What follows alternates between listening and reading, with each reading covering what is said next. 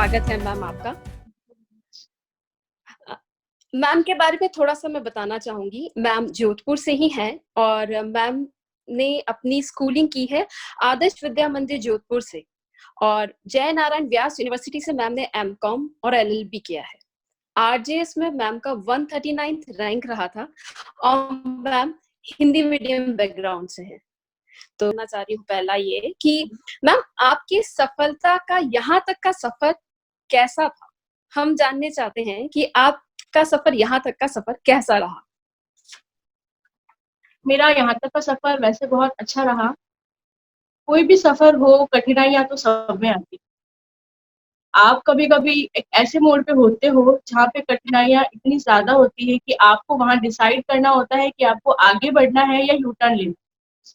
तो मैंने वहाँ सिर्फ़ यही डिसाइड किया कि मुझे जाना तो आगे ही है, यू टर्न जैसा कोई ऑप्शन नहीं लेना।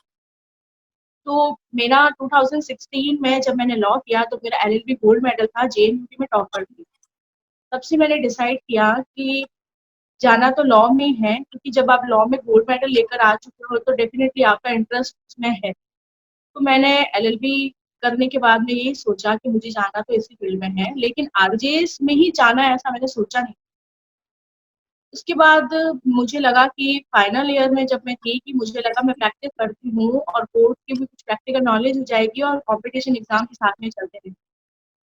लेकिन मैं जब कोर्ट गई और मैंने देखा वहाँ का एटमॉस्फेयर, वहाँ का जो लेडी जजेस है, उनका काम करने का डेडिकेशन एंड ऑल, इंटेलिजेंसी, तो वहाँ से मुझे लगा कि मुझे करना तो आरजेएस ही है, करूँगी मैं आरजेएस। और डेफ़िनेटली बहुत मैंने मेहनत करी 2 साल, दिन-रात एक करके और मैं यहाँ तक पहुँची हूँ, तो मेरा सफ़र बहुत अच्छा मैम पढ़ने के लिए मैं पूछना चाहूँगी कि पढ़ने का सही तरीका क्या होता है? यानी हमें पढ़ाई किस तरीके से करनी चाहिए? हमें आज डिसाइड करनी चाहिए कि हम इतने घंटे तक पढ़ाई करें डेली या हमें सिलेबस के अकॉर्डिंग कुछ टारगेट सेट करना चाहिए? बेस्ट क्या प्रोसेस रहता है इसे क्रैक करने के लिए? देखिए, मेरा ये मानना है कि आपके पास एक क्वालिटी टाइम होना चाहिए, क्वांटिटी टाइम मैटर नहीं। आप दिन के 10 घंटे बुक लेकर बैठे हो, लेकिन साथ में आप मोबाइल चला रहे हो, आप व्हाट्सएप चला रहे हो, कुछ भी कर रहे हो आप एक्स्ट्रा एक्टिविटी और आप 10 घंटे बुक लेकर बैठे हो, कोई मतलब नहीं। इससे बेटर है कि आप 2 घंटे पढ़ें, 3 घंटे पढ़ें, लेकिन जितना आप पढ़ रहे हैं डेफ़िनेटली वो आपको याद होना चाहिए। उसके अंदर आपका पूरा अटेंशन होना चाहिए जितना आप पढ़े हैं। तो मैं ये मानती हूँ कि बहुत ज़्यादा ऐसा नहीं है कि आप 10 घंटे, 12 घंटे पढ़ रहे हैं, लेकिन आपने क्या पढ़ा वो आपको पता ही नहीं। हालाँकि मेरा रूटीन था कि मैं रोज़ के 8-10 घंटे तो पढ़ती ही थी। जिस दिन से मैंने फॉर्म फिल किया था टिल एग्ज़ाम तक, मैं पढ़ती ही थी, श्योर था चाहे कुछ भी हो जाए। लेकिन मैं ऐसा कहती हूँ कि मैंने वो 8 घंटे एकदम डेडिकेशन से पढ़ा, हो सकता है कोई ज़्यादा नहीं पढ़ पाए। तो आप भले 2-3 घंटे पढ़िए, लेकिन जिस टाइम तक आप पढ़ रहे हैं, उस टाइम आपका पूरा कंसंट्रेशन अपनी स्टडी में ही होना चाहिए, अदर एक्टिविटीज़ में नहीं। मैम बुक्स और बेरिक्स में से हमें किस पे ज़्यादा किस पे ज़्यादा ज़ोर देना चाहिए? हमें बुक्स को ज़्यादा ध्यान देना चाहिए या बेरिक्स को ज़्यादा देना चाहिए? और उसमें भी हम कौन-सा ऑथर या पब्लिकेशन प्रेफ़र करें?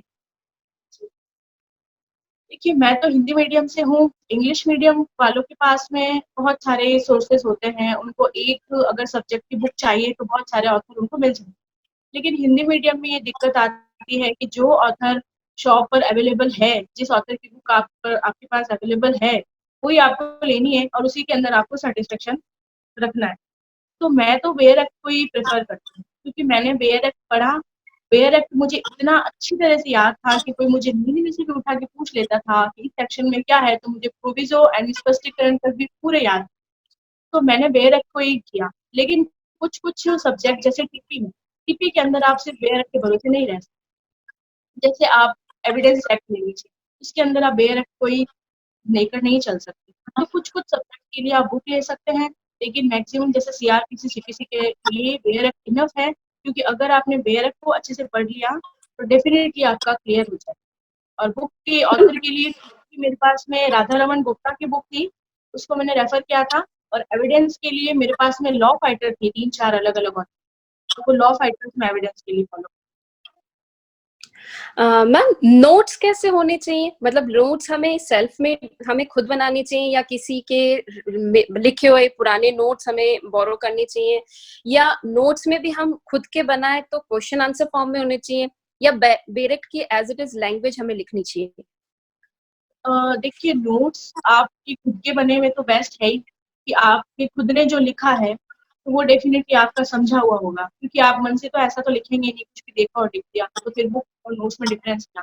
तो जो आपने खुद ने लिखा है वो आपका समझा हुआ होगा। लेकिन अगर आप किसी और के नोट्स भी फॉलो करते हैं तो इसमें भी बुरी बात नहीं है, कम से कम आप उनके नोट्स में से भी अच्छी चीजें निकालिए और उनको अपने हाथ से लिखिए, मतलब सारा मटेरियल एक जगह आप कलेक्ट कर लीजिए। तो मैंने जुवेनाइल जस्टिस एक्ट, जो मेरे को थोड़ा टफ लगता था कि आप उसमें पढ़ भी रहे हैं और आपको सेटिस्फेक्शन भी नहीं मिल रहा है, तो उसके लिए मैंने नोट्स बनाए खुद से। सारे सेक्शन मैंने पूरे लिखे थे, अच्छे से लिखे थे। और जुवेनाइल जस्टिस एक्ट या ऐसे छोटे मोटे एक्ट है, इसके लिए आपको नोट्स बनाना जरूरी है। और रेडीमेड नोट्स में भी कोई इशू नहीं है, आप दूसरों के नोट्स को भी फॉलो कर सकते हैं, अगर उसमें अच्छा है तो कोई दिक्कत ओके। मैम, आपकी तैयारी आपने कैसे की थी? खुद पढ़ाई की थी, सेल्फ स्टडी किया था, या किसी कोचिंग इंस्टीट्यूट, या हमें कोचिंग इंस्टीट्यूट का सहारा लेना चाहिए? मतलब हमें किस तरीके से तैयारी करनी चाहिए? इसमें कोचिंग इंस्टीट्यूट का क्या रोल रहता है मैम? इसके बारे में आप क्या कहना चाहेंगी? देखिए, मैंने 2016 में कोचिंग ज्वाइन किया था, मेरा लॉ कंप्लीट हुआ ही था और मैंने अक्टूबर 2016 में कोचिंग ज्वाइन किया। कोचिंग मैंने 2 साल कंटिन्यू किया था, जबकि एक बार कोचिंग में 6 महीने में कोर्स पूरा हो जाता है। लेकिन मैंने सिर्फ कोचिंग को कंटिन्यू रखा 2 ईयर, क्योंकि मैं कंटिन्यूटी चाहती थी। मैं ये नहीं चाहती थी कि मैं कोचिंग खत्म हो जाए और मेरी बुक्स किसी कोने में पड़ी रहे और मैं सोचती रहूँ कि मैं कल पढ़ूंगी, मैं परसों पढ़ूंगी। ये चीज़ें मुझे नहीं चाहिए थी, इसलिए मैंने कोचिंग का सहारा लिया। उसके बाद मैंने पहले सेल्फ स्टडी करने की ट्राई की थी, जब मेरा लॉ का एग्जाम ओवर हो गए थे। उसमें जैसे मैंने शुरू किया था टीपी और एविडेंस, तो हम 2-3 सेक्शन बड़े जोश से पढ़ते हैं कि हमें हमने पढ़ा और हमको समझ में आ गया। लेकिन बात ये है कि आपको हर चीज़ का जो कॉन्सेप्ट है वो आप खुद से नहीं समझ सकते। मैं तो नहीं समझ सकती, लेकिन मेरी नज़र में आरजेएस के लिए आप सेल्फ स्टडी को प्रेफ़र ना ही करें तो अच्छा है। क्योंकि बहुत सी चीज़ें कॉन्सेप्ट पे डिपेंड करती हैं। कोचिंग में आपको रिलेवेंसी बताई जाती है कि कौन-सा एक्ट किस एक्ट से जुड़ेगा, कौन-सा सेक्शन किस सेक्शन से जुड़ेगा। तो कोचिंग तो मस्ट है ही, और मैंने तो पूरे 2 साल कोचिंग की है, तो मैं तो कोचिंग का सपोर्ट करूँगी। मैम, टेस्ट सीरीज जो होती है वो फायदेमंद होती है ज्यादा, या जो डेली हम रिवीजन करें वो ज्यादा फायदेमंद होता है? मतलब टेस्ट सीरीज और रिवीजन के उसमें आप क्या कहना चाहेंगे? मैंने टेस्ट सीरीज ज्वाइन की थी लगभग 6 महीने, जब मेरा मेंस होना, क्योंकि जब 197 सीट्स आई थी, उस वक़्त मेरा कॉन्फिडेंस इतना था कि सीटें तो 196 ही है, एक तो मेरी। मतलब मैं 100% श्योर थी कि इस बार मेरा पेपर निकलेगा ही निकलेगा, मेरी इतनी अच्छी तैयारी थी। लेकिन जब मुझे लगता था कि मैं एक डेफिनिशन लिखती हूँ, थेफ्ट की डेफिनिशन, तो मैं लिखने बैठती थी तो मुझे लगता था कि अब मैं इसको लिखूँ कैसे? मैं समझा तो सकती हूँ, पर मैं उसको लिखूँ कैसे? तो इसके लिए मैंने टेस्ट सीरीज़ जॉइन की। टेस्ट सीरीज़ में सबसे बड़ी चीज़ ये होती है कि हमारा बोलना, हमारा याद होना, हम लिख पाते हैं या नहीं लिख पाते। ये बहुत इम्पोर्टेंट है कि आप एग्ज़ाम टाइम में उसको लिख ही नहीं पा रहे हो जो आपको याद है। उसके लिए आपकी पहले प्रैक्टिस होनी ज़रूरी है। दूसरा ऑप्शन ये है कि टेस्ट सीरीज़ के अंदर आपका टाइम मैनेजमेंट पता चलता है कि आपके पास 3 आवर्स है, 3 आवर्स के अंदर आपको ये लिखना है, ये लिखना है, जजमेंट भी अटेंड करना है, वो सब आपका टाइम मैनेजमेंट है। तो टेस्ट सीरीज़ बहुत-बहुत इम्पोर्टेंट है अगर आप एग्ज़ाम क्लियर करना चाहते हैं। मैम, मेंस के बारे में मैं जरा जानना चाहूंगी कि मेंस के लिए मेन आपकी क्या स्ट्रेटेजी थी? जैसे कि मैम आपने सिविल में सबसे ज्यादा स्कोर किया है, और कईयों को, क्या मुझे भी सिविल के नाम से बड़ा डर लगता है, सिविल बड़ा टफ लगता है। तो आपने सिविल को इंटरेस्टिंग कैसे बनाया मैम? हम जानना चाहते हैं कि सिविल की प्रिपरेशन कैसे की और ये मेंस में क्लियर करने का क्या स्ट्रेटेजी आपने प्लान किया था? देखिए, सिविल में मेरे मार्क्स जितने आए थे, उससे ज़्यादा की मुझे होप थी, पहली बात तो ये। मुझे तो ये बहुत कम लगे। मुझे लगा था सिविल और क्रिमिनल 70 प्लस तो मेरे आ ही जाएँगे। मैं श्योर थी, घर आने के बाद मैंने ये सोचा कि हम तो इस बार निकल जाएँगे। लेकिन सिविल में मेरी जो मार्क्स आए वो कम आए। लेकिन ठीक है, जो उन्होंने दिए, शायद उन्हें सही लगा होगा, उन्होंने सही किया। लेकिन सिविल के अंदर सीपीसी अगर हम लेते हैं तो सबसे टफेस्ट लगती है सबको कि सीपीसी चाहिए। मेरे को सीपीसी इस तरह से याद थी कि अगर सीपीसी की बुक साइड में पड़ी है तो मैं बेयर एक्ट को बिना खोले मैं आपको पूरा सीपीसी रिवाइज करा सकती थी, इवन सेक्शन एंड ऑर्डर्स, जो मेन बातें हैं वो वर्ड टू वर्ड नहीं, जो मेन है। क्योंकि सीपीसी का रिवीजन मैंने 42 टाइम्स किया था, मतलब 42 मेरे टाइम टेबल के अकॉर्डिंग सीपीसी मैंने पढ़ी थी 42 टाइम्स। और जब आप सिविल पढ़ते हैं तो आप उसके साथ एक क्रिमिनल सब्जेक्ट पढ़िए। आप सिर्फ सिविल ही पढ़ेंगे ना 1 महीने तो आप बोर हो जाएंगे कि हम 1 महीने से सिविल अब इच्छा नहीं होगी, 1 वीक से सिविल इच्छा नहीं होगी। तो जैसे मेरा पढ़ने का ये था कि मैं क्रिमिनल के 50 सेक्शन और 50 सेक्शन सिविल के पढ़ती थी डेली, तो उससे इंटरेस्ट अपने आप बनने लगा। जब आपको आप पढ़ेंगे ना, एक बार कम लगेगा, 2 बार कम लगेगा, जब आप 4, 5, 10 बार पढ़ेंगे तो आपको लगेगा कुछ है ही नहीं, एसआरए, टीपी ये कुछ है ही नहीं, एक्ट नहीं है कुछ, तो पास में पढ़ोगे आपको इंटरेस्ट आने लगेगा।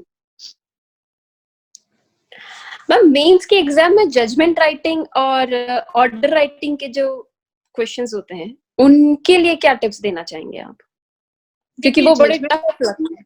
हाँ एग्जैक्टली। सिविल के अंदर मेरे जजमेंट में एक जो क्वेश्चन आया था, शायद 8 मार्क्स का जजमेंट था, मुझे याद नहीं है प्रॉपर, शायद 8 मार्क्स का था या 10 मार्क्स का था, जितना भी था मेरे 2 मार्क्स कटे थे उसमें। और जो एक आया था आदेश, उसमें मेरा 1 नंबर था। तो मेरे जजमेंट एग्जैक्टली राइट थे, क्योंकि मैं प्रैक्टिस में थी, सबसे बड़ा तो ये कि प्रैक्टिस में मुझे बहुत था। उसके बाद जजमेंट के अंदर आपको सिर्फ उसका एक परफॉर्मा पता होना चाहिए, कोई भी जजमेंट आपको रटने से मतलब नहीं, आपको बेसिकली पता होना चाहिए कि जजमेंट में होता क्या है, कहाँ पे कौन सा स्टेप है। आपको ये पता होना चाहिए कि प्रॉपर डेजिग्नेशन क्या होगा, जज क्या होगा, जज जैसे जो भी ऊपर डेजिग्नेशन हम लिखते हैं, सिविल न्यायाधीश, कनिष्ठ खंड, वरिष्ठ खंड, जो भी, वो डेजिग्नेशन आपको पता होनी चाहिए। उसके बाद आपको फैक्ट पता होना चाहिए इसमें क्या आएगा। आपको एक बार प्रॉब्लम पढ़नी है, क्योंकि सिविल के अंदर अगर आप 2-3 बार क्वेश्चन पढ़ेंगे तो तब तक आपका टाइम निकल जाएगा। एक बार आपको पढ़नी है, तो उसके बाद में आपकी प्रैक्टिस जजमेंट में इतनी अच्छी होनी चाहिए कि दोबारा क्वेश्चन को देखना ही नहीं, मतलब आपको स्टेप्स पता होने चाहिए, इसके बाद क्या आएगा, इसके बाद ये आएगा, इसके बाद ये आएगा। तो आपको लाइन टू लाइन अगर पता होंगे तो जजमेंट बहुत बड़ा इशू, और जजमेंट अगर आपका अच्छा हो गया तो डेफिनेटली आपका स्कोर अच्छा जाएगा। लैंग्वेज के बारे में जानना चाहूंगी मैम, हिंदी इंग्लिश लैंग्वेज के बारे में। मैम मेंस के लिए जो एसए की प्रिपरेशन करनी होती है, मैम आप भी हिंदी मीडियम से, तो मैम इंग्लिश के लिए मतलब हिंदी मीडियम स्टूडेंट्स के लिए वैसे ही एक खौफ ही होता है हमारे इंग्लिश ऐसे का। तो मैम नॉर्मली हिंदी में ऐसे लिखना हो इजी हो जाता है, बट इंग्लिश में ऐसे लिखना पड़े तो एक बार सोचना पड़ता है, फॉर्मेशन देखनी पड़ती है, हर चीज का ध्यान रखना पड़ता है। तो मैं उसके लिए जानना चाहूंगी कि आपने इंग्लिश के ऐसे कैसे प्रिपेयर किए, उनके टॉपिक्स आपने कैसे चूज किए थे, कोई पर्टिकुलर बुक अगर उसके लिए आप सजेस्ट करना चाहें तो। इंग्लिश में मेरा ऐसा था कि मैंने 30 टॉपिक चूज किए थे, 30 टॉपिक्स। मेरा ये था कि उन 30 टॉपिक्स को आप प्रिपेयर कर लो, अगर उनमें से कुछ आता है तब तो बेस्ट है, नहीं आता है तो 30 हमने ऐसे पढ़े हैं। आरजीएस का हम एग्जाम दे रहे हैं, कम से कम हमारा माइंड इतना तो स्ट्रांग होना ही चाहिए कि उनके अलावा अगर कुछ आ जाता है तो हम इधर उधर से एडजस्ट करके लिख लें। हर बार टॉपिक होते हैं जो related to judiciary, Rajasthan, current problem और एक कॉन्स्टिट्यूशन, पिछले सालों से यही सब चलता है, तो मैंने उन्हीं को ध्यान में रखते हुए टॉपिक डिसाइड कर। लेकिन इस बार का थोड़ा क्राइटेरिया चेंज हो गया, जो टॉपिक आए थे वो बिल्कुल डिफरेंट थे, वो बिल्कुल लिखना बहुत मुश्किल था, और हिंदी मीडियम वालों के लिए बहुत मुश्किल था। तो मैंने सबसे फर्स्ट ऐसे तो मेरा बहुत ही अच्छा हुआ था, क्योंकि मैंने वुमेन एम्पावरमेंट को याद किया था और सेक्सुअल हैरेसमेंट भी मुझे पता था, तो मैंने उनको एडजस्ट करके लिखा। लेकिन उसके अलावा मेरी एक ये स्ट्रेटेजी थी जो ये मुझे बहुत ही अच्छी लगी, मुझे मैंने सबको सजेस्ट किया तो उनको भी बहुत अच्छी लगी। मैंने कुछ कॉमन पैराग्राफ तैयार किए थे, जैसे कि 1 पेज या 2 पेज के ऐसे मैंने कॉमन पैराग्राफ रेडी किए थे कि अगर कोई भी प्रॉब्लम आ जाती है, जैसे करप्शन आता है, तो हमको करप्शन पे ही मैंने पैराग्राफ रेडी कर दिए। अगर डॉवरी आ जाती है तो उस करप्शन वर्ड को हटा के वहाँ हमें डॉवरी लिखना है, सिर्फ इतना ही चेंजेस करना है, उससे हमारा 1.5 से 2 पेज का वो ऐसे रेडी हो जाएगा। तो वो मैंने 4 पैराग्राफ बनाए। उसके अलावा मेरे रोज के 15 वर्ड्स होते थे इंग्लिश के, वो मैं लर्न करती थी, तो करीब महीने में मेरे 250 से 300 वर्ड हो जाते थे, तो उससे भी मुझे बहुत, और हिंदी मीडियम ग्रेट। से है तो हिंदी में कोई दिक्कत हो ही नहीं। Great ma'am. मैम इंटरव्यू के लिए क्या स्पेशल प्रिपरेशन करनी होती है, हमें किन किन बातों का ध्यान रखना चाहिए इंटरव्यू की तैयारी के लिए मैम? इंटरव्यू के लिए पहले तो आप पूरा सिलेबस 1 से 2 बार रिवाइज कर लीजिए। इंटरव्यू में क्या पूछा जाएगा ये तो कोई भी नहीं जानता, ठीक है।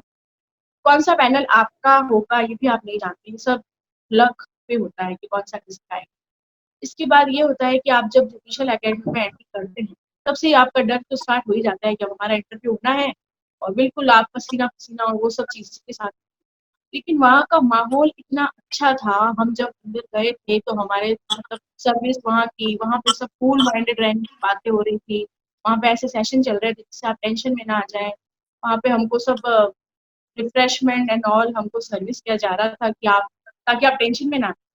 लेकिन जब इंटरव्यू के लिए मैं गई थी, जैसे ही गेट खुला था, तो 3 जस्टिस थे सामने, उनको देख कर के थोड़ा डर तो लगता ही है, चाहे हमारी कितनी भी अच्छी प्रिपरेशन हो, हमें कम लग जाए। तो मुझे भी थोड़ा डर लगा, लेकिन उन जो जजेस थे, वो लगने नहीं आते थे जजेस, वो बहुत अच्छे मूड में थे। आपसे वो बिल्कुल फ्रेंडली बात कर रहे थे, मतलब स्टिकनेस जैसा कुछ भी नहीं था। बहुत अच्छे से, यूँ नहीं है कि हमारे सामने एकदम हाई कोर्ट जज बैठे हैं तो हम डर जाएँगे, ऐसा कुछ भी नहीं था। बिल्कुल उन्होंने इज़िली क्वेश्चन पूछे थे, मैंने आराम से रिप्लाई कर दिया, जो मुझे नहीं आया मैंने उनसे सॉरी बोल दिया और उन्होंने मुझे काफ़ी अच्छा पूछा था, यूथनेशिया पे भी बहुत लंबा टॉपिक था, तो मैंने जितना मुझे आया मैंने बताया, 2-4 मुझे आ रहे थे फिर भी वो टेंशन से मैं ना बता पाई, लेकिन कुछ नहीं, ऐसा कुछ डरने वाली बात नहीं है, इंटरव्यू भी मेरा काफ़ी अच्छा रहा। मैम फाइनल सिलेक्शन पे मैम थोड़ा-सा लगता है कि क्या हिंदी मीडियम और इंग्लिश मीडियम के सिलेक्शन का इफ़ेक्ट आता है क्या? जैसे कि हिंदी मीडियम वाला है, ये इसका सिलेक्शन करना है या नहीं करना, इंग्लिश मीडियम वाला है, इसका सिलेक्शन करना है या नहीं करना। ओवरऑल जब हमारा रिज़ल्ट बनता है, तो क्या उसमें हमारा मीडियम कहीं असर करता है, मीडियम का कहीं इफ़ेक्ट आता है क्या मैम? इस बार का जो रिज़ल्ट आया था, तो मैंने ये देखा कि हिंदी मीडियम के सिलेक्शन कम हुए हैं, सुनने में भी आया कि सम सिलेक्शन कम हुए। तो मैं ये बात मानती हूँ कि हाँ, सिलेक्शन तो कम हुए, कि क्या हमें पता है कि मेंस के अंदर कितने स्टूडेंट ऐसे अपीयर हुए थे जो हिंदी मीडियम के थे, ये हम नहीं जानते। हमें क्या पता प्री क्लियर करने वाले स्टूडेंट का रेशियो हिंदी मीडियम से ज़्यादा हो इंग्लिश मीडियम वालों का, ठीक है। तो हम ये ना कि कितने परसेंट स्टूडेंट्स जो मेंस लिख रहे थे वो हिंदी मीडियम और इंग्लिश मीडियम के थे। हो सकता है 1/4 ही हो हिंदी मीडियम स्टूडेंट जिन्होंने प्री क्लियर किया हो, तो उनका सिलेक्शन कैसे होगा? ये भी एक बात हो सकती है। और थर्ड बात ये है कि मैं भी हिंदी मीडियम से हूँ, मैंने पहली बार मेंस दिया था और मेरा इंटरव्यू फर्स्ट टाइम था। तो मैंने हर एक क्वेश्चन को अच्छे से एक्सप्लेन किया, केस लॉ लिखा, एग्ज़ाम्पल की ज़रूरत लगी वहाँ एग्ज़ाम्पल लिखा, तो मेरा सिलेक्शन हो गया। तो ऐसे ये बहुत बड़ी बात नहीं है, काफ़ी लोगों को निराशा हो गई कि अब हिंदी मीडियम से हैं, हम कभी जुडिशरी में हम जाएँगे ही नहीं, हम तैयारी ही नहीं करेंगे। तो ये सब बातें आप अपने माइंड से निकाल दीजिए, मेरा भी हिंदी मीडियम था, मेरा फर्स्ट टाइम में क्लियर हुआ है। अगर आप बहुत अच्छा लिखते हैं, बेरख की लैंग्वेज को फ़ॉलो करते हैं, तो डेफ़िनिटली आपका सिलेक्शन होगा। ये कोई बहुत बड़ा मुद्दा नहीं है हिंदी मीडियम। मैम आप जैसे आपने फर्स्ट अटेम्प्ट में क्लियर किया था, काफ़ी ऐसे स्टूडेंट्स होते हैं जिनको डाउट रहता है, थोड़े से उस स्थिति में होते हैं कि मेरा नहीं हुआ तो मैं क्या करूँगा या मैं क्या करूँगी, मैं इसके भरोसे कितना समय निकालूँ? तो मैम क्या कोई बैकअप प्लान होना चाहिए या ऐसा कुछ सोच के रखना चाहिए, या कोई नौकरी पेशा है, वो अगर इसकी प्रिपरेशन करते हैं, तो क्या उनको कोई और बैकअप प्लान रखना चाहिए?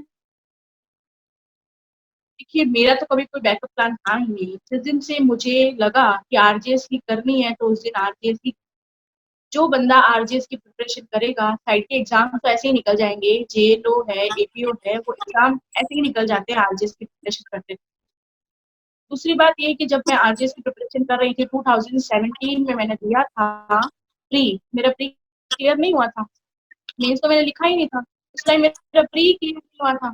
तो जब मेरा प्री क्लियर नहीं हुआ तो मैंने मेरे फ्रेंड को बोला कि यार हम प्री में फेल हो गए हैं और अब हमको आगे क्या करना है?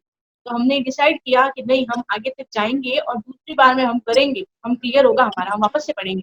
तो बात ये है कि आप किसी भी चीज़ को छोड़ने से पहले एक बार सोच लीजिए कि अगर आपके पास कोई दूसरा ऑप्शन है, क्योंकि बहुत सारी मजबूरियाँ होती है, हर कोई इंसान नहीं होता है कि बस वो एक ही पीछे बैठा रहे। अगर आपको लगता है कि दूसरा एग्ज़ाम आप इज़िली निकाल लेंगे तो आप जा सकते हैं उसके लिए। लेकिन मेरा तो टारगेट आरजेएस ही था। एलडीसी की भी बहुत सी भर्तियाँ आई थी बट मुझे नहीं बनना था। तो जिसका टारगेट आरजेएस करना ही है, 1-2 साल लगेंगे, मुझे भी लगे थे 2 साल, लेकिन क्लियर हो जाएगा, इतनी बड़ी बात।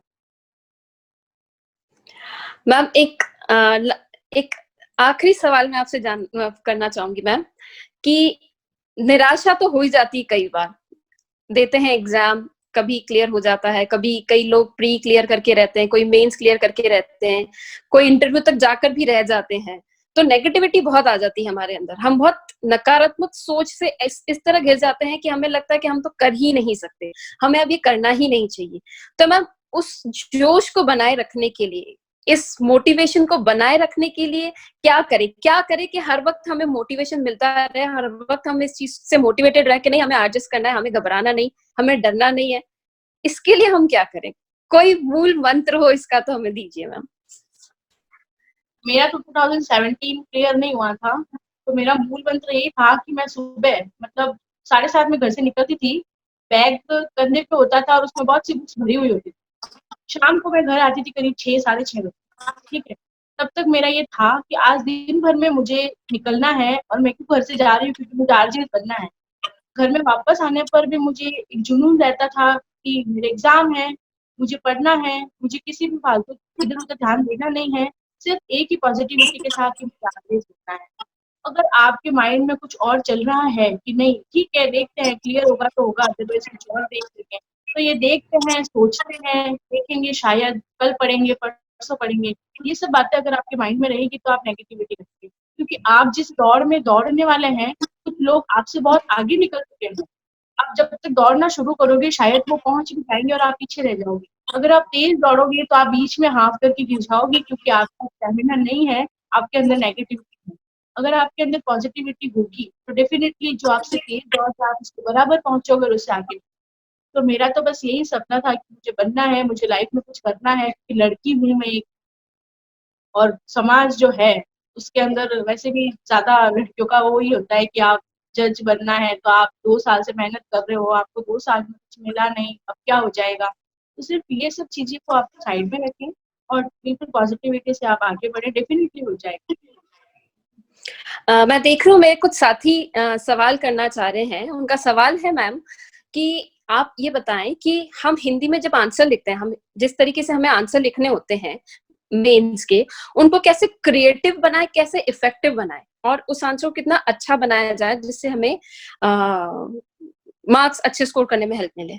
आप उसके बारे में बताएँ मैम। हाँ, जैसे इस बार क्वेश्चंस सिविल की अगर मैं बात करूँ तो क्वेश्चन आया था ऑर्डर 3 रूल 4 का। ऑर्डर 3 रूल 4 का एक क्वेश्चन आया था। आपको पूछा गया था कि लीडर की जो नियुक्ति है उसके बारे में आप बताइए। एग्जैक्ट क्वेश्चन के वर्ड्स मुझे याद नहीं है बट ऑर्डर 3 पूछा गया। उसके अंदर आपने लीडर की नियुक्ति को बताया, आपने नीचे ये डिफाइन किया कि ऑर्डर 3 रूल 4 जो है वो लीडर के बारे में बताता है, उसकी नियुक्ति कैसे होती है और उसकी नियुक्ति से मुक्ति भी कैसे होती है, वो सब आपने बताया। उसके बाद आपको ये बताना है नीचे कि ऑर्डर 3 रूल 4 इसका रेफरेंस है। इसके बाद आपको ये बताना है कि प्लीडर की डेफिनेशन, तो प्लीडर लिखा, आगे उसकी डेफिनेशन कहाँ दे रखी है और नीचे लिखना है सरकारी प्लीडर, उसकी डेफिनेशन कहाँ दे रखी है। तो इसका मतलब एग्जामिनर को ये यकीन हो जाएगा कि पूछा तो हमने प्लीडर था, इनको एक्स्ट्रा भी आता है, इतना इफेक्टिव लिखा है कि प्लीडर भी बता दिया, सरकारी प्लीडर भी बता दिया, प्लीडर की नियुक्ति भी बता दी, कहाँ नंबर जाएंगे। और हर एक पैराग्राफ के बाद एक लाइन छोड़ी हुई होनी चाहिए ताकि पूरा वो पैराग्राफ मिक्स ना हो जाए और एक साफ-सुथरी कॉपी होनी चाहिए। हैंडराइटिंग बहुत मैटर करती है क्योंकि मेरी हैंडराइटिंग बहुत अच्छी थी, बहुत शार्प थी हैंडराइटिंग। जितना मैं फास्ट लिखती थी, मेरी राइटिंग बहुत अच्छी थी। तो मेन आप किसी भी क्वेश्चन को लिख रहे हैं, तो एक तो आप ये देखिए मार्क्स कितने हैं उसके। जब 3 नंबर का क्वेश्चन है और आप 10-10 नंबर जितना लिखे जा रहे हैं, वो भी नहीं। 3 नंबर के अंदर आपको 10 लाइन से ज़्यादा नहीं लिखना है, मतलब माइंड मेकअप ऐसा करके चलिए क्योंकि पेपर बहुत लेंथी होता है। तो बाद में अगर आपको टाइम मिले तो आप और लिख सकते हैं। तो 3 नंबर के क्वेश्चन में अगर आपने लिख दिया, साथ में आपने ऑर्डर और रूल का रेफरेंस दे दिया, साथ में उससे रिलेटेड कुछ सेक्शन लिख दिए, उनके बारे में आपने एक-एक लाइन बता दी, तो डेफिनिटली आपको 3 में से 2 ढाई मार्क्स मिले, और मिले हैं मुझे। हर क्वेश्चन में लगभग 2 मार्क्स, ढाई मार्क्स मिले हैं मुझे। तो ऐसा आपका अच्छे से हो सकता है। मैम ये क्या कलर्ड पेन यूज़ करना अलाउड है? क्या कलर्ड पेन यूज़ कर सकते हैं इसको इफेक्टिव और बनाने के लिए या हमें कुछ कलर पेन वही यूज़ करना है?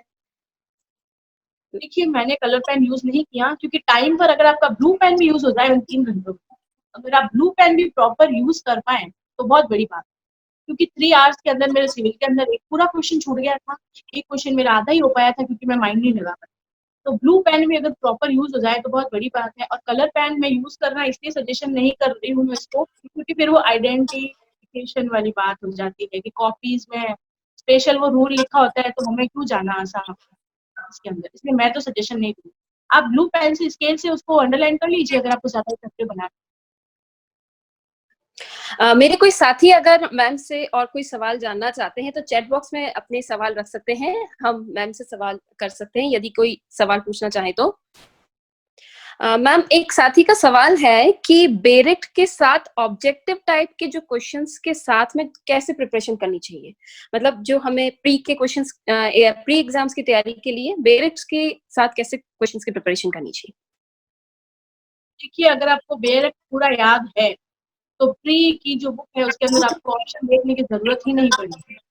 जब आपको बेरख पूरा याद है, तो आपका कैसा भी ऑब्जेक्टिव टाइप की आप बुक लीजिए और साइड में बैठ के उसको सॉल्व कीजिए, क्वेश्चन गलत नहीं होगा। मेन रोल इसमें बेरख का है। बेरख को आप याद करते जाइए और प्रैक्टिस एक्सरसाइज करते जाइए, तो इसमें आपको बेनिफिट मिलेगा। केस लॉस के जो क्वेश्चंस आते हैं उनको कितना डिटेल में एक्सप्लेन करना चाहिए? जी, पर्टिकुलर केस लॉ देख के कोई क्वेश्चन मैंने तो फर्स्ट टाइम मेंस देखा था, मैंने नहीं देखा कि पर्टिकुलर केस देख के ही क्वेश्चन पूछा हुआ। लेकिन अगर आपको एक क्वेश्चन आया था जिसमें कॉन्स्टिट्यूशन, सीआरपीसी को मिला करके ही क्वेश्चन आपको लिखना था। अगर केस लॉ बेसिस पे क्वेश्चन आता है, तो जितनी बात आपको पता है आप उसको शॉर्ट में एक्सप्लेन करिए। पूरी आपको गाथा लिखने की ज़रूरत नहीं है, क्योंकि हमें सिर्फ एग्ज़ाम क्लियर करना है, हमें रिसर्च नहीं करना है, हमें लेक्चरर नहीं बनना, हम आरजेएस बनने जा रहे हैं। तो अगर कोई केस लॉ बेसिस पे क्वेश्चन आता है, तो डेफिनिटली कोई ऐसा ही केस लॉ आएगा जो बहुत चर्चित होगा। जो बहुत चर्चित होगा वही आएगा, और अगर वो क्वेश्चन आया तो उस एक केस लॉ के साथ आपको 5-6 और रिगार्डिंग केस लॉ मिलेंगे उससे रिलेटेड। तो कम से कम आप सभी की नाम लिखेंगे, थोड़ा-थोड़ा एक्सप्लेन करेंगे, बहुत है। इस बार क्वेश्चन आया था सेल्वी वर्सेस कर्नाटका का आया था, और उसके अंदर आपको 5-6 केस लॉ आ गए, अमृता सिंह वर्सेस स्टेट का आ गया, कृष्ण सिंह वाला आ गया। तो वो सब मैंने केस लॉ मैंने सारे लिखे थे, उसमें मैंने 2-2 3-3 लाइन एक्सप्लेन की, उसमें मेरा पूरा हो गया था क्वेश्चन। तो बहुत डिटेल नहीं लिखनी है, बट आपको इतना लिखना है कि एग्जामिनर को समझ में आ जाए। एक साथी हमारा जानना चाहते हैं कि मैम बेरख याद करने का कोई मूल मंत्र तो बताएं, बेरख कैसे रटी जाए? देखिए, बेरख की लैंग्वेज वर्ड टू वर्ड रटना इम्पॉसिबल, मेरे लिए इम्पॉसिबल था कि मैं हूबहू रटी हूँ। फिर भी मैंने कोशिश की है, उसकी जीस्ट पकड़ी आप। आपको ये देखना है कि किसी भी सेक्शन के अंदर पॉइंट कितने हैं, कि 3 पॉइंट है और वो 3 पॉइंट क्या-क्या कहते हैं। उस पॉइंट के अंदर आने वाले डेट, जैसे कई बार होता है ना 2 दिन, 3 दिन कोई टाइम पीरियड लिखा होता है, कुछ पर्टिकुलर्स जो होते हैं, जो मेन चीज़ें होती हैं, कम से कम आपको वो पता होनी चाहिए। अगर आप मेरी कॉपी है जो मेंस की मैंने कॉपीज़ निकलवाई है, उसमें मैंने वर्ड टू वर्ड नहीं लिखा, बट मैंने एक भी चीज़ को मिस नहीं किया, जीस्ट पूरी लिखी है। तो आप उस चीज़ की जीस्ट लिखिए, 3 पॉइंट थे, तीनों पॉइंट की आपने जीस्ट लिखी, नीचे कोई स्पष्टीकरण था, आपने स्पष्टीकरण हेडिंग लगा के वो लिख दिया, फिर कोई प्रोविज़ो था, प्रोविज़ो लिख दिया। मतलब आपने सेक्शन तो पूरा अटेंड कर लिया। वर्ड टू वर्ड होना कभी भी ज़रूरी नहीं है, लेकिन आप अगर उसके आस-पास की लैंग्वेज, लॉ की लैंग्वेज आनी चाहिए, घरेलू लैंग्वेज यूज़ नहीं होनी चाहिए। लॉ की लैंग्वेज आप लिखो, वर्ड टू वर्ड लिखना ज़रूरी नहीं है, लेकिन कॉन्सेप्ट और चीज़ वो पूरी आनी चाहिए। एक सवाल साथी का ये है मैम कि जब हम पढ़ते हैं तो आमतौर हमारे जो सब्जेक्ट्स, जैसे मान लीजिए ऑर्डर है, तो ऑर्डर को हम ऑर्डर ही बोल देते हैं। बोलचाल की भाषा में ऑर्डर को आदेश नहीं निकलता है मुंह से। तो क्या आंसर लिखने में, जैसे हिंदी में अगर हम आंसर लिखते हैं, सिविल का कोई आंसर लिख रहे हैं, तो उसमें अगर हम ऑर्डर लिख देंगे तो चलेगा, या हमें उसके लिए आदेश ही लिखना आराम जरूरी से है? चलेगा, कोई इश्यू नहीं है। मैंने भी सब जगह ऑर्डर एंड रूल ही लिखा है, सेक्शन ही लिखा है। कहीं धारा लिखी तो कहीं सेक्शन लिखा, कहीं आदेश लिखा, कहीं ऑर्डर लिखा, ये बहुत बड़ा इश्यू नहीं। मतलब कोई ऑर्डर भी टेक्निकल वर्ड ओ आर नहीं, ऐसा मेरा तो नहीं हुआ कुछ। ओ लिख देते हैं, ऑर्डर का ओ, नंबर एंड रूल का आर, ऐसा कुछ नहीं है। क्योंकि फिर डेफिनेशन में आप जाओगे तो फिर क ख ग घ ये याद थोड़ी ना कर पाओगे आप। तो हम एबीसीडी से ही याद करते हैं, तो डेफिनेटली इसमें कोई भी इशू नहीं, आप आराम से लिख। आप कुछ कहना चाहें स्टूडेंट्स के लिए? तो देखिए, मेरे मोटिवेशनल गुरु मैं एपीजे अब्दुल कलाम एंड स्वामी विवेकानंद को मानती हूँ। स्वामी विवेकानंद जी ने क्या कहा था, आपने शायद पढ़ा होगा, क्योंकि मैं तो उनकी बुक्स पढ़ती हूँ तो मुझे अच्छा लगता है। उनका एक संस्कृत में एक श्लोक है, उत्तिष्ठत जागृत प्राप्य वरानि बोध। इसका मतलब है कि उठो, जागो और लक्ष्य प्राप्ति तक रुको मत। तो अगर आपने ये फॉलो किया, आप अपने रूम में, बेडरूम में जहाँ आप पढ़ रहे हो आप लगा लीजिए इसे। अगर आपने ये फॉलो किया तो डेफिनेटली आपको सक्सेस। इसके बाद जो लोग सक्सेस नहीं हो पाए, उनके लिए मैं एक बात कहना चाहूंगी। आपने भी सुना होगा कि गिरते हैं घुड़सवार मैदान जंग में, वो लिफ्ट ही क्या गिरे जो घुटनों के बल चले। मतलब लिफ्ट का मतलब होता है छोटा बच्चा। जो व्यक्ति घुड़सवारी करेगा वो गिरेगा, डेफिनेटली गिरेगा। वो छोटा बच्चा क्या गिरेगा जो घुटनों के बल चलता है। मतलब आपके अंदर वो साहस होना चाहिए वापस उठने का, वापस खड़ा होने का। क्योंकि जिस दिन मैं इंटरव्यू देकर आई थी, मेरे मदर के मुंह पे मायूसी थी कि तू इंटरव्यू देकर आई, तेरा कैसा हुआ? मैंने कहा जब ठीक हुआ अच्छा हुआ। तो उनको लग रहा था कि अगर नहीं हुआ तो तो मैंने उनको एक ही बात बताई थी कि अगर नहीं हुआ ना तो मुझे हथियार गिराने नहीं, मैं फिर से पढ़ूंगी, लेकिन बनूंगी तो आरजे। तो कम से कम आप भी इस चीज को फॉलो करें। डेफिनेटली आप, जहां मैं जैसे आज इंटरव्यू दे रही हूँ, जो मुझे सुन रहे हैं, नेक्स्ट ईयर वो मेरी जगह होंगे और मैं भी उन्हें सुनूंगी, तो मुझे अच्छा लगेगा कि मेरा मोटिवेशन किसी ना किसी के लिए काम। सॉरी मैम, एक लास्ट मेरे साथी ने एक सवाल किया है, मैं पूछना चाहूंगी कि मैम इंटरव्यू में सेलेक्ट होने के बाद का क्या प्रोसीजर रहता है? मतलब डायरेक्ट आपको प्रैक्टिस के लिए कोड भेज दिया जाता है, आपकी ट्रेनिंग होती है, क्या प्रोसीजर रहता है सिलेक्शन के बाद का? जी, इंटरव्यू होने के बाद में हमारा पुलिस वेरिफिकेशन रहता है कि आपके ऊपर कोई केस नहीं है या आपके ऊपर कोई तरह का कन्विक्शन है। वो पूरी इंक्वायरी रहती है जो हमारी लगभग हो चुकी है और किसी किसी की पेंडिंग है, तो पूरा मुझे पता नहीं है अभी पूरा। लेकिन उस प्रोसीजर के बाद मेडिकल प्रोसेस होता है जिसके अंदर पूरा बॉडी चेकअप होता है कि आपको कोई असाध्य रोग ना हो जो ठीक नहीं हो सके, ऐसा कोई रोग नहीं होना चाहिए। तो वो मेडिकल प्रोसेस भी लगभग मेरा कंप्लीट हो चुका है। उसके बाद में आपका ट्रेनिंग सेशन होता है। ट्रेनिंग के अंदर आपका 1 ईयर का रहता है। अभी तक जितना मैंने सुना है मैं आपको वही बता रही हूँ। प्रैक्टिकली मैं वहाँ जाऊँगी तो मुझे पता लगेगा कि मेरे सेशन में क्या हो रहा है। तो लास्ट ईयर तक ये था कि 1 ईयर का सेशन होता है, उसमें 6 मंथ आपका प्रैक्टिकल और 6 मंथ आपका एकेडमिक्स होता है। तो वो आपको पूरा अच्छे से ट्रेनिंग देते हैं कि आपको फील्ड में कैसे काम करना है। एकेडमिक्स बताएंगे, प्रैक्टिकल आपको कोर्ट में बैठने को मिलेगा। जो जजेस अभी काम कर रहे हैं उनकी साइड में आपको बैठने का और काम करने का मौका मिलेगा। चलिए, thank you so much ma'am, धन्यवाद। जैसा कि मैम ने कहा था, इंटरव्यू में भी मैम को डर मुझे भी लगा था फासला देखकर, लेकिन मैं बढ़ता गया रास्ता देखकर, खुद ब खुद मेरे नजदीक आती गई मंजिल मेरी, देखकर हौसला मेरा। इसी तरह साथियों, मैं आप सबसे अलविदा चाहती हूँ। हौसला बनाए रखिएगा, मंजिल दूर नहीं। हिमानी मैम की बातों को अमल में लाइएगा, फतेह निश्चित होगी। धन्यवाद मैम, अपना अमूल्य समय देने के लिए। धन्यवाद।